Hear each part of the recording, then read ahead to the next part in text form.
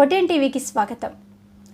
పట్టభద్రుల ప్రగతి కోసం ఉమ్మడి కృష్ణా, గుంటూరు జిల్లాల పట్టభద్రుల ఎమ్మెల్సీ ఎన్నికల్లో ఎన్డీఏ కూటమి అభ్యర్థిగా పోటీ చేస్తున్న ఆలపాటి రాజేంద్ర ప్రసాద్కి అఖండ విజయం చేకూర్చుదామని మైలవరం శాసనసభ్యులు వసంత వెంకటకృష్ణ ప్రసాద్ పేర్కొన్నారు.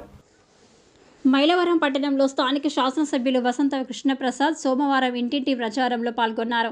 ఆలపాటి రాజాకి తొలి ప్రాధాన్యత ఓటును ఒక అంకె వేయాలని పట్టభద్రులకు విజ్ఞప్తి చేశారు.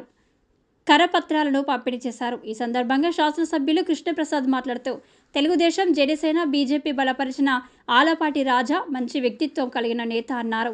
మాజీ మంత్రిగా ఆయన ఎన్నో విశిష్ట సేవలను అందించారన్నారు. ఈ ప్రాంతంలో ఇంజనీరింగ్ కళాశాలను నెలకొల్పడానికి ఆయన విద్యాశాఖ మంత్రిగా ఉన్నప్పుడు కృషి చేశారన్నారు.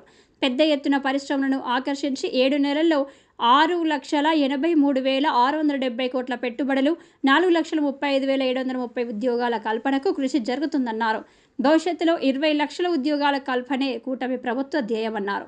గత ప్రభుత్వం ఉద్యోగులకు పెట్టిన 519 కోట్ల జీపీఎఫ్ బకాయిలు విడుదల చేసిందన్నారు.